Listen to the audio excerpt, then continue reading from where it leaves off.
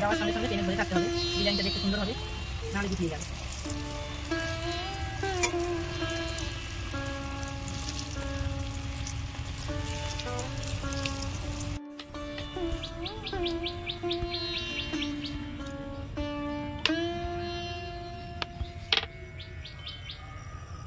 নমস্কার বন্ধুরা, শকুন্তলার ভিলেজ থেকে আপনাদের সবাইকে স্বাগত জানিয়ে আজ আমি আপনাদের সাথে শেয়ার করব মূলো দিয়ে একটা ইউনিক রেসিপি।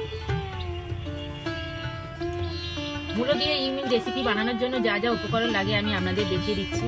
এখানে একটা মূলো নিয়েছি, বেসন, চালের গুঁড়ো, চাট মশলা, ধনে গুঁড়ো, জিরে গুঁড়ো, লঙ্কার গুঁড়ো, হলুদ গুঁড়ো, তেল। প্রথম থেকে শেষ পর্যন্ত ভিডিওটা দেখার জন্য আপনাদের অনুরোধ রইল। এখন আমি মূলোটা ভালো করে কেটে নেব। প্রথমে আমি মূলোটাকে কেটে নেব।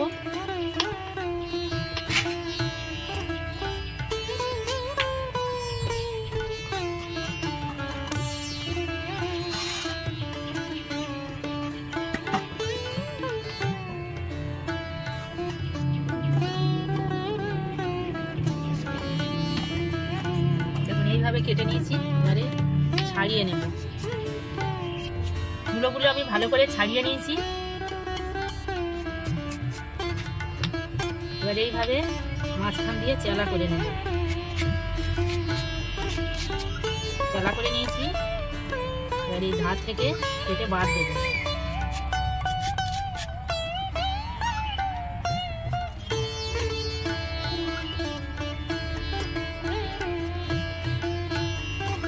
দেখুন আমি এইভাবে ভালো করে শেপ দিয়ে নিয়েছি। এইভাবে আমি সবগুলো কেটে নেব। আর একটা কেটে আমি আপনাদের দেখাচ্ছি বোঝার সুবিধার জন্য। এইভাবে আগে কেটে বাদ দেব, এই ধার থেকে এইভাবে কেটে বাদ দেব। এইভাবে আমি সবগুলো কেটে নেব। সবগুলো আমি এইভাবে পিস করে কেটে নিয়েছি। এবারে জল দিয়ে ধুয়ে নেব। মূলোগুলো আমি সব ধুয়ে তুলে নিয়েছি। এক পিস মূলো নেব, দুটো কাটি নিয়েছি, কাটির মাঝখানে দেব, এইভাবে কেটে নেব।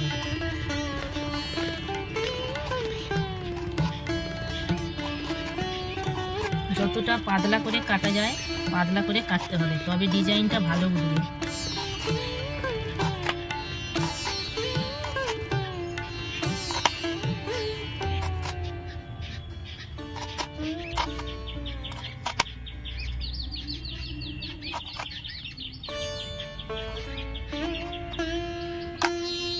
এক সাইড আমি এইভাবে কেটে নিয়েছি, এবার উল্টে নেব।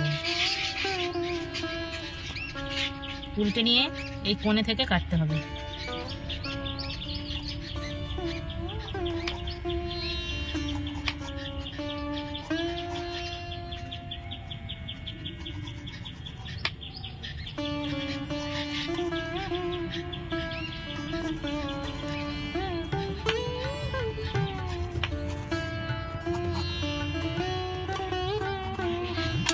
সব কাটা হয়ে গেছে। দেখুন ডিজাইনটা কত সুন্দর হয়েছে, দেখুন কত সুন্দর ডিজাইনটা হয়েছে। এইভাবে আমি সবগুলো কেটে নেব।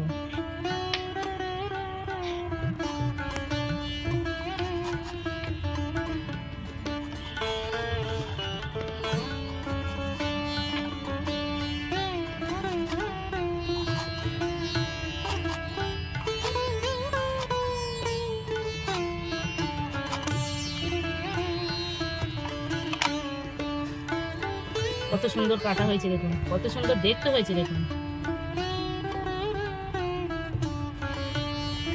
সবগুলো আমি এইভাবে কেটে নিয়েছি। সবগুলো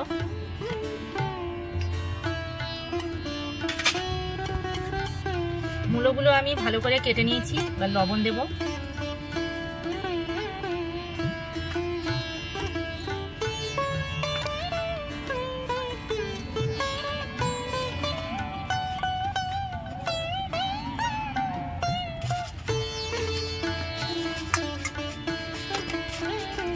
লবণ দিয়ে আমি ভালো করে মাখিয়ে নিয়েছি।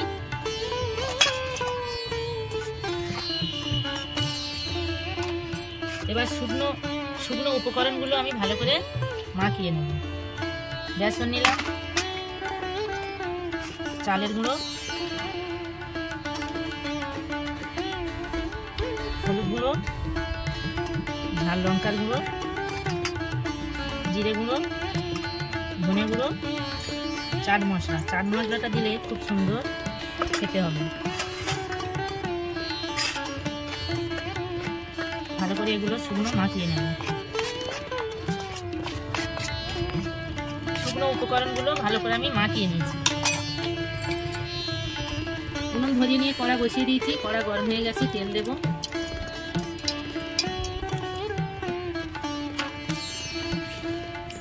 লবণ দিয়ে রেখেছিলাম, নরম হয়ে গেছে, কত সুন্দর ভিজে ভিজে হয়েছে দেখুন। আর ডিজাইনটা কত সুন্দর হয়েছে দেখুন। এবারে এইভাবে আমি এই শুকনো উপকরণের মধ্যে দিয়ে দেব, দিয়ে এইভাবে কোট করে নেব।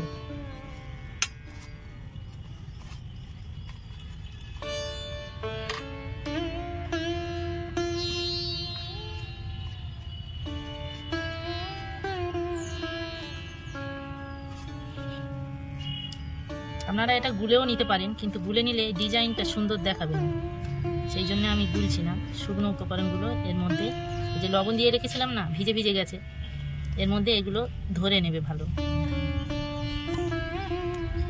এসটা ঝেড়ে ফেলে দেব। এবার এইভাবে কড়ার মধ্যে দিয়ে দেবো। তেল গরম হয়ে গেছে, এইভাবে আমি কড়ার মধ্যে দিয়ে দেবো। দিয়ে এইভাবে একটু টেনে ধরে থাকতে হবে, তাহলে ডিজাইনটা খুব সুন্দর হবে।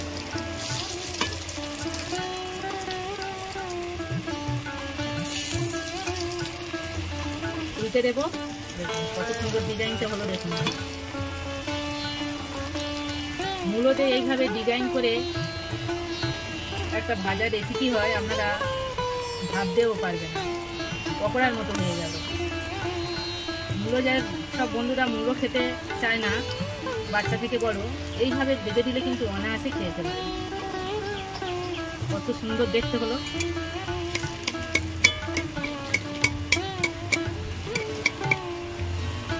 ওটা ততক্ষণ ভাজা হোক, আরও একটা আমি এইভাবে তৈরি করে নেব।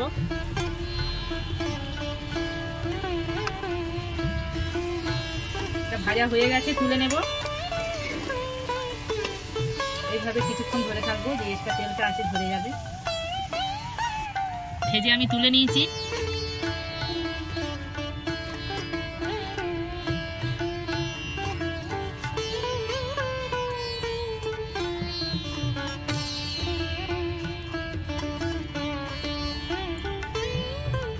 এক্সট্রা ভালো করে ছেড়ে নেবো, এক্সট্রা যে।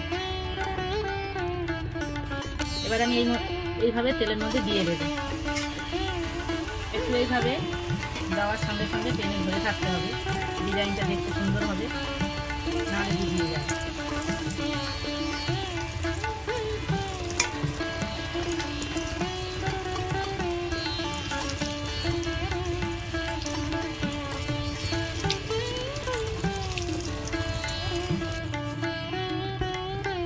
দেখুন বন্ধুরা, মূলোর স্প্রিং পকোড়া একদম রেডি। কত সুন্দর হয়েছে দেখুন। ওপর থেকে একটু চাট মশলা ছড়িয়ে দেবো, আরও সুন্দর খেতে লাগবে। এগুলো বিশেষ করে যারা মূলো খেতে চায় না, এইভাবে করে দিলে বাচ্চারা তো খুব আনন্দ করে খাবে। দেখুন এই সসটা ঘরে বানানোর সস, আমার চ্যানেলে দেওয়া আছে, আপনারা দেখে নেবেন। মূলোর স্প্রিং পকোড়া একদম রেডি। কত সুন্দর হয়েছে দেখুন, একদম ডিজাইন একদম। আমার এই স্প্রিং পকোড়া রেসিপি আপনাদের কেমন লেগেছে কমেন্টে জানাবেন, লাইক করবেন, বন্ধুদের সাথে প্রচুর প্রচুর শেয়ার করবেন। প্রতিদিন নিত্য নতুন রেসিপি পাওয়ার জন্য আমার চ্যানেলটাকে সাবস্ক্রাইব করবেন। আপনারা ভালো থাকবেন, সুস্থ থাকবেন। দেখা হচ্ছে পরের ভিডিওতে। ধন্যবাদ।